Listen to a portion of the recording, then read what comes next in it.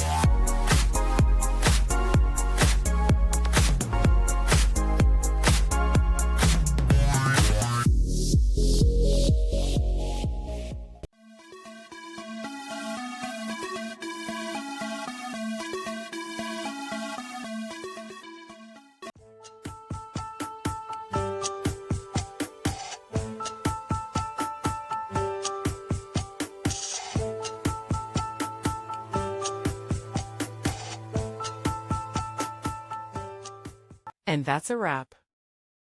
I hope you found the answer you were looking for. If you did, take a second to hit that subscribe button. It really helps out. And let me know in the comments which solution worked best for you. See you next time in the debug zone.